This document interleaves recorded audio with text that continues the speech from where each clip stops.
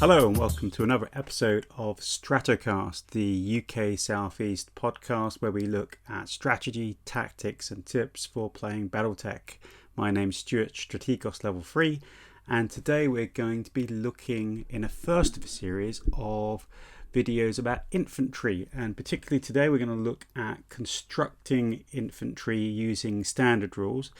Next video I think will be advanced infantry, and then we're going to go and do some infantry gameplay videos using MegaMek to help.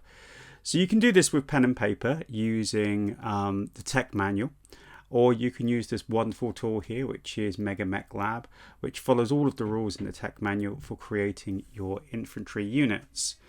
So infantry are a little bit strange in Battletech in the fact that there aren't really canon sheets for them. There are blank sheets in the back of TechManual which you can fill out, and you need certain information from the TechManual to do that. There are details about infantry, the canon infantry, in Total Warfare as well. And all of the rules for infantry at the moment are only really in Total Warfare, with some extra rules in TAC Ops Advanced Rules, which gives some extra optional rules, but not too many. But we're going to have a look at creating infantry units and just talk about generally how they're constructed, even if you're not interested in constructing them yourself. And this also helps if you're playing things like Comstar, because Comstar have infantry units with different numbers of troops. So we're going to go up to the new infantry unit tab here, and we spawn onto this screen. So on this side we've got our basic information, and we're just going to basically fill in this information with the troop we're going to take. We're going to start by trying to recreate the foot platoon, the standard foot platoon rifle. So I'm going to do foot platoon rifle. And that's a generic way of naming them, by the way. Not it really matters that much, but if you're naming generic units, usually you put the mode of transportation first, the size second, and lastly the weapon. There are different motive types, which is the first thing we're going to set, and we're setting the rules level to standard at the moment. It doesn't matter about the year, but the year you can change, and it will change what equipment's available. So down here you can see you've got in the basic standard rules, you've got 4 motive types. Well, technically 4 motive types, but one of them split into 3. So you've got the standard foot, the grunts, people in the boots on the ground. You've got jump, the people with jump packs.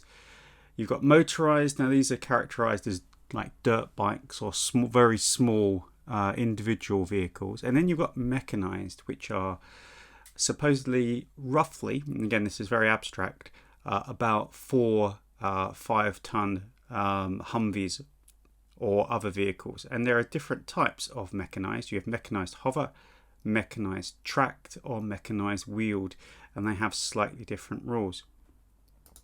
So we're going to select foot, and then we're going to talk about squads. So infantry are arranged, conventional infantry this is, rather than battle armor. That'll be a different video. Infantry are arranged in squads, and each squad has a certain number. Now in Battletech, there's a certain degree of fluff about what the size of squads are. So in the inner sphere, generally, a foot platoon is made up of 4 squads, and each squad contains 7 troopers. Comstar is slightly different, and I'll talk about how to do Comstar later, because Comstar is made of 6 squads of 6, because for some reason Comstar loves the number 6. And there are some really weird ones. So for instance, technically the Marian hegemony is made up of 10 squads of 10, a decima or whatever it's called.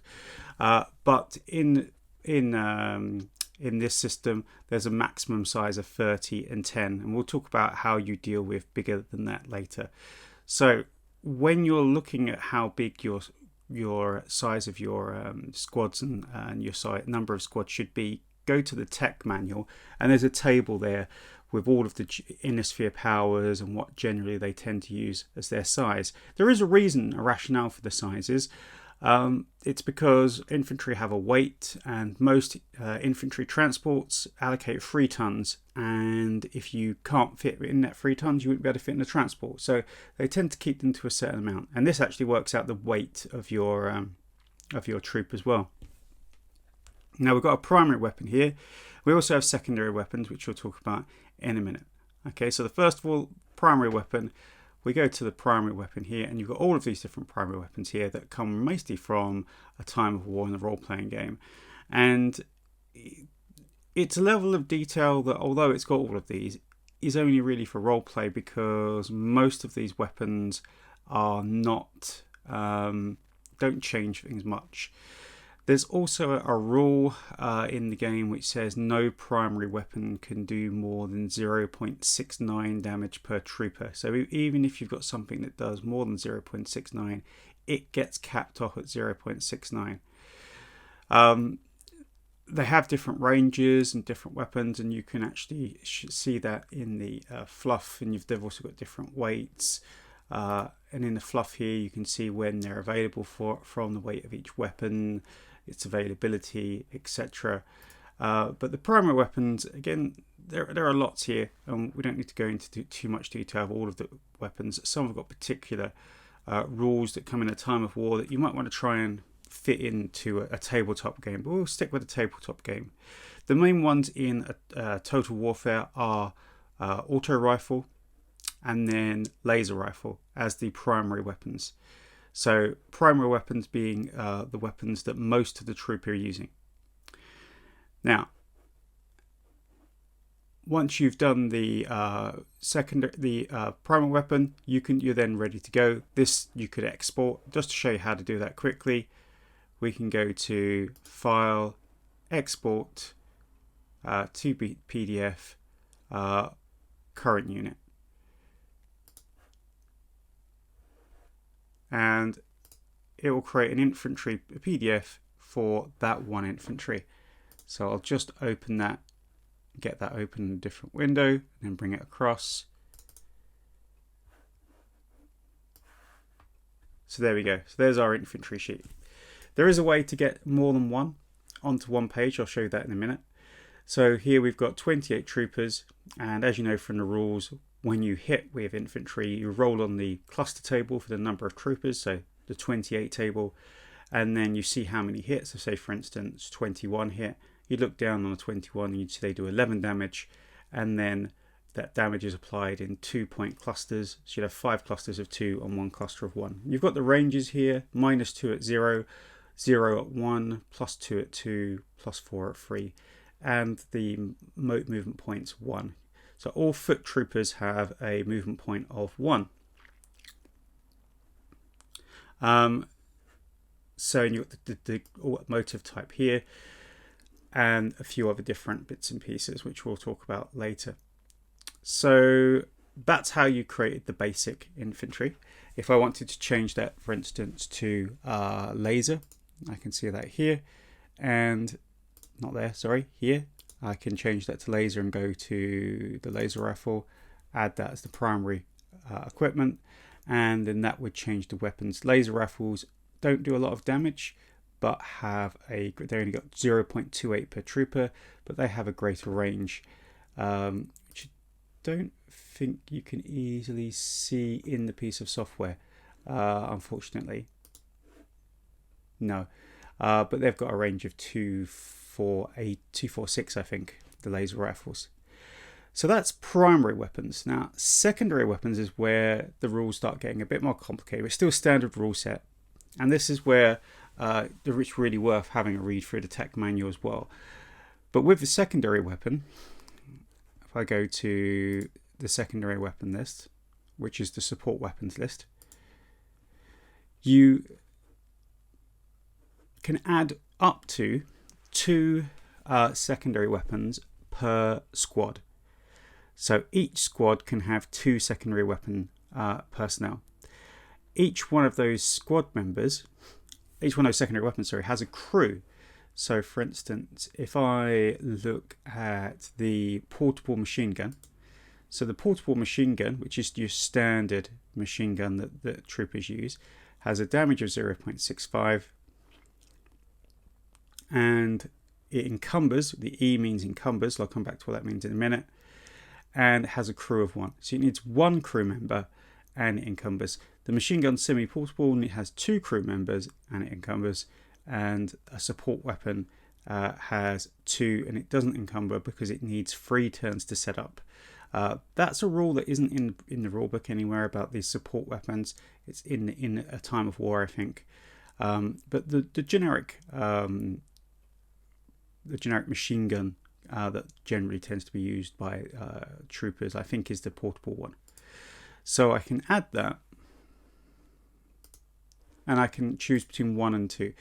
Now, if you have just 1 machine gun, then it works out the damage for the 1 machine gun, but then it applies the range of the laser rifle or the weapon you've got as your primary weapon. So if I go back to the primary weapon and say I'm going to make this group here auto rifles. So let's just find auto rifle. You can type it in here as well. Auto rifle modern generic. So in this case, if you only have 1 support weapon, the rules say that you use the range of the primary weapon, and you only apply the damage of the secondary weapon to the 1 person in the squad. But if you have 2 secondary weapons, that changes the range. Just to show you that, I'm going to create a sheet with just 1 and see what happens here. So we're going to go File, Export to PDF, current unit, and I'm going to save that.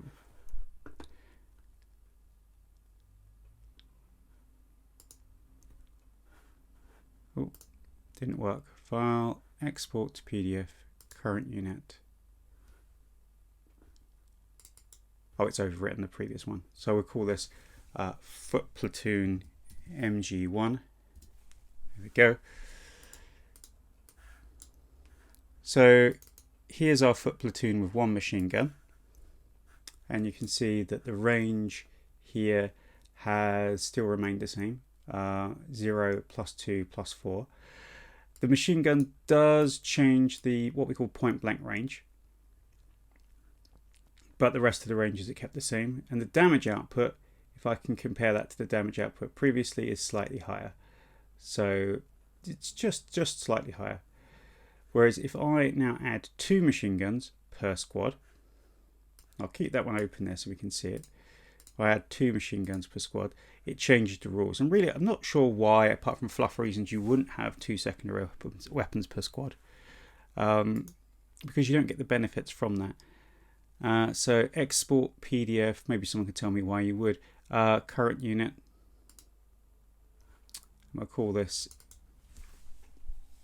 MG2.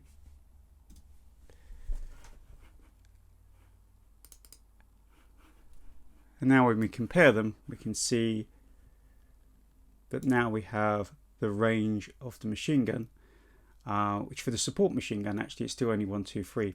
I was thinking of the heavier machine gun. And then for this one, we've got the range of the auto rifle. The damage is increased slightly. Again, it's gone up to 16 rather than 15. And if we were to change that to a weapon that's slightly longer range, which is the support one, which I'll just find. So if I go to the secondary weapons and look for the machine gun, that's the support machine gun, which is the biggest one.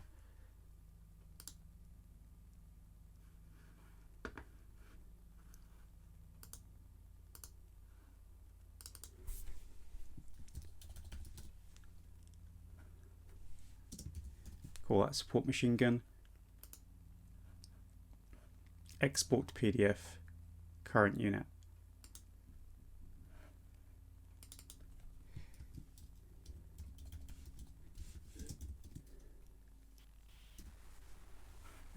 And let's bring it over and show people. And there we go. So this one's now got a longer range. It's got a range of 0, 0, +2, +2, +4, +4, and the damage has gone up to 18. You notice also it gives them the special abilities. So it has the burst characteristic, which is, you can see it's listed here, where it's got special. And if you look on the support weapons there, if I find the machine gun, where's it gone? Here we go. Machine gun support. It's got the characteristic of B for burst, whereas F is the fire characteristic, which can be used to generate heat. So 3 different versions of troopers there. So this gives you an idea of how you can basically mess around with the infantry settings a bit to create your own infantry, particularly for a campaign. Or you can just use this to generate the sheets for the infantry you want. If you want to just print infantry that are already pre-made, you can just go to the load from cache, and then use this just like you do in MegaMek. The infantry are all in this tab here, all of the standard ones, and it's best just to start typing in, say, foot, or you can filter it here by type, sorry, not there, unit type here by type infantry, and it'll list all of the infantry there.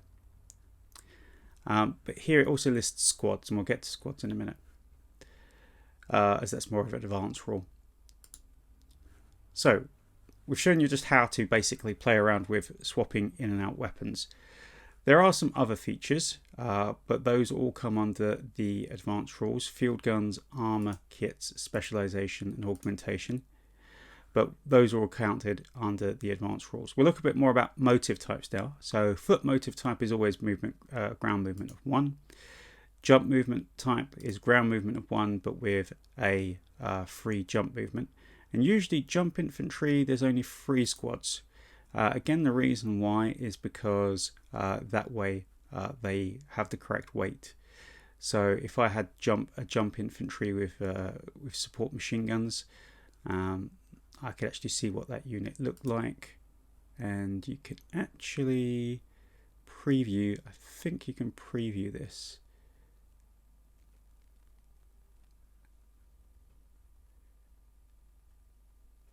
Not sure if you can preview it easily.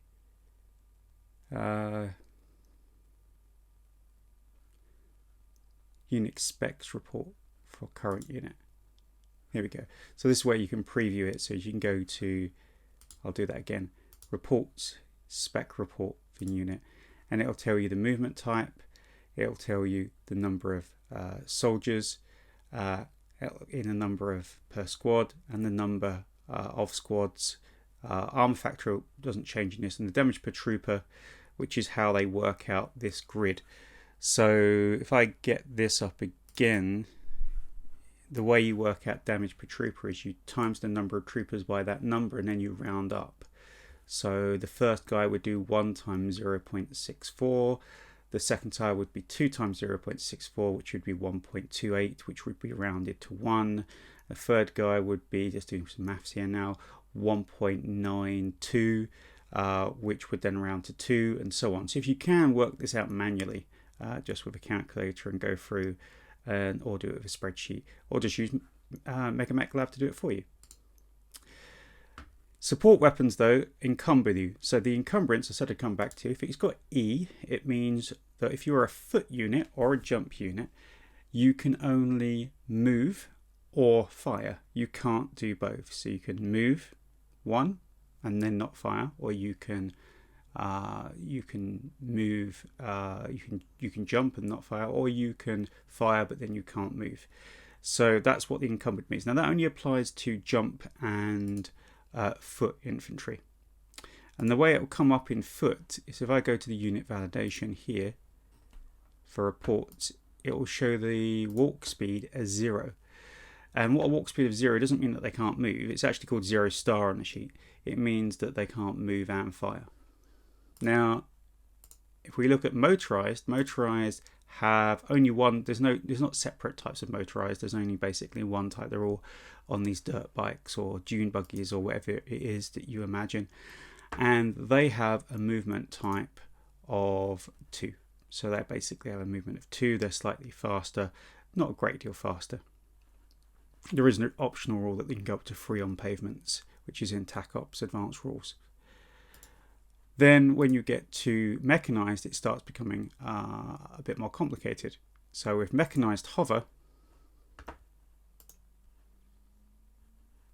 then, oh, actually, I just remembered that that's been applying a -1. So if I take off the machine guns here and set that to 0, you can see that the motorized movement actually, and you can see all the tables for this in the book.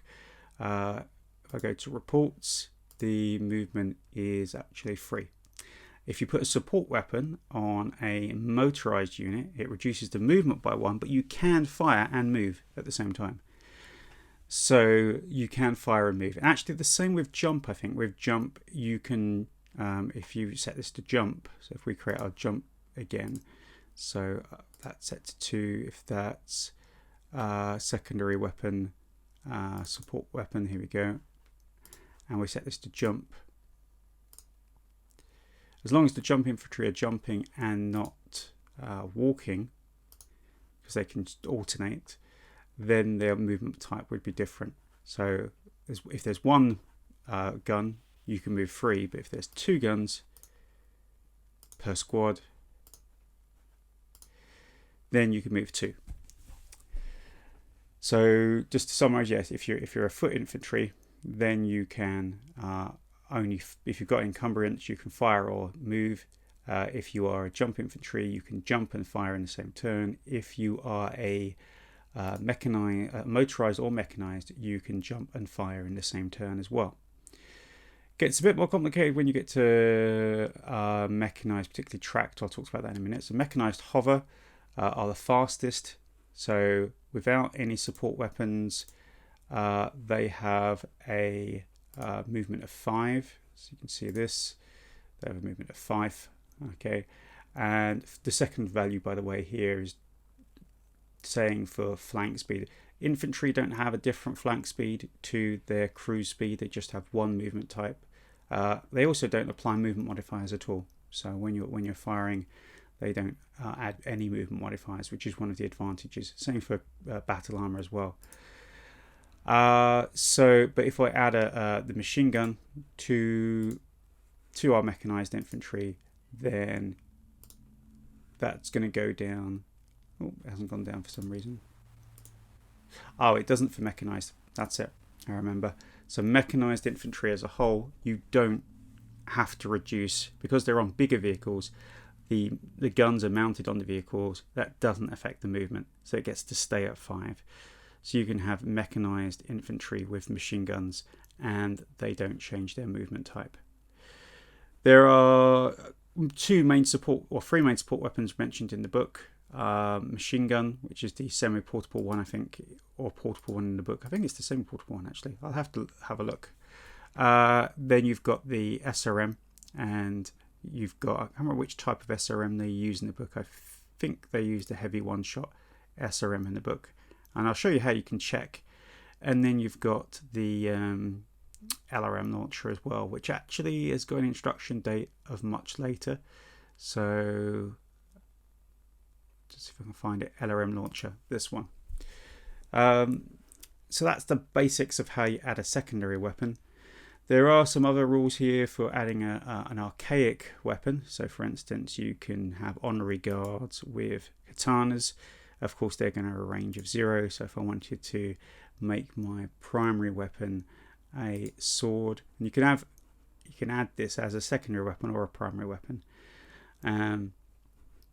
But if I add it as a primary weapon, you can see it creates a sword here. And so if I basically put this to sword, put that to foot,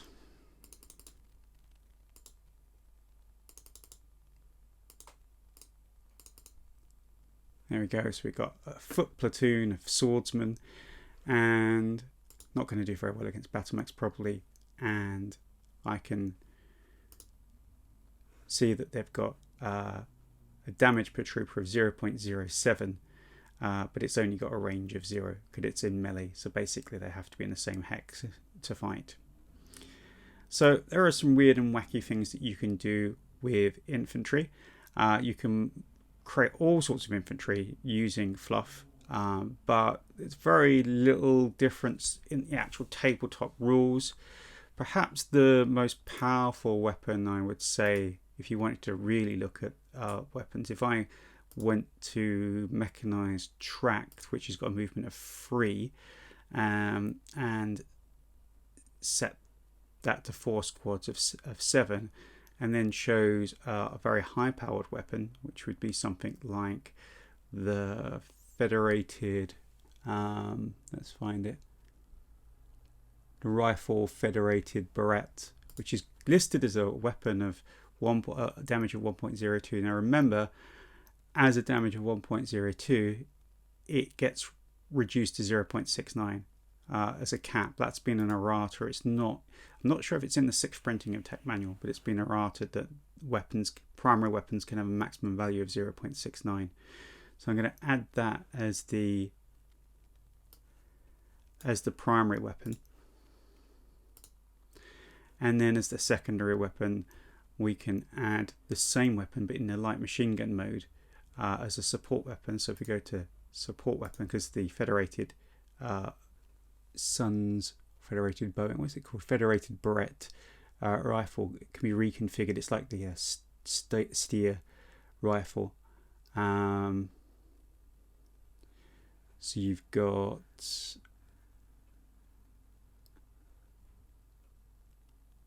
I don't know where it is actually. Might not be on here, but you can also add secondary weapon. You can add primary weapons as secondary weapons. So, for instance, you can take this grenade launcher version and add that as the secondary weapon. So you can click on Add Secondary, and 2 of the people will have a slightly different weapon. So let's just do that. Have 2 of them, and then generate a sheet for that. So here we've got a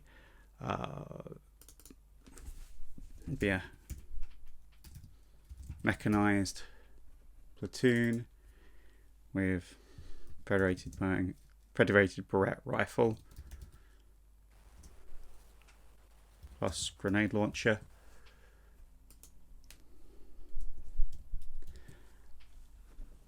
And let's add let's save that and export it. So export to PDF from current unit.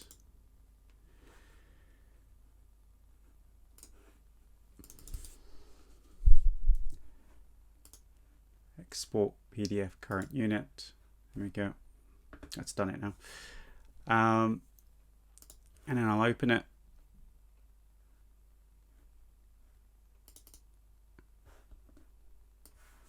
And there you can see its stat line. So its stat line, it can go up to 6 because it uses because there's 2 people with the grenade launcher, it uses the ranges of the grenade launchers. Then it does weapon damage of up to 16. So even though the damage modifier is 1 point for the primary weapon here is 1.02, you don't get to use that. And if I do unit validation, it will show that. So but break that down. The damage per trooper has been reduced.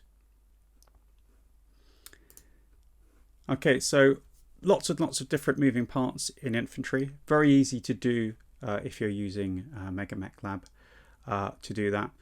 Next time though, we'll talk about creating advanced infantry, and that gets a little bit more tricky because you've got a lot more options, and also how to create mechanized or motorized infantry with either towed artillery or with towed field guns, because currently I think there's only one place where you can find sheets for those.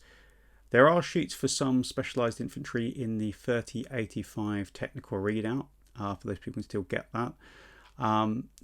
Although saying that, using the current build rules from TechManual, you actually don't end up getting the same units, so they're kind of in a way they don't work anymore.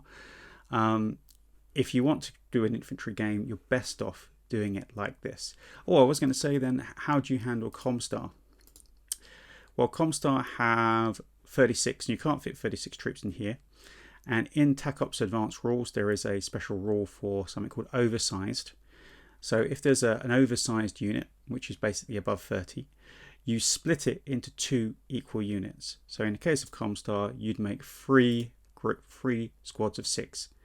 And what happens on the game table is they count as 1 unit, but you treat them as there being 2 units for the purposes of movement and fire, but they have to move together. So you fire them separately, you roll separately to hit, but you keep them together on 1 unit. If you're playing in the standard rules. We'll talk about advanced rules and squads later. So if you want to create foot infantry for or any other sort of infantry for Comstar where there are more than 30, if there are 36, then you just make it as 2 groups of 18. And in this case, you change the primary weapons and secondary weapons appropriately to the type you want. On my blog, there's going to be a link as well to something I created, which is called the TRO Infantry, which has sheets for all of the infantry that you could possibly want in a nice, easy way to do, and it has a spreadsheet for making your own infantry if you want to try and do it without using MegaMekLab. I can show you that on another video. But until next time, have a good day, and next time we'll be bringing out the artillery.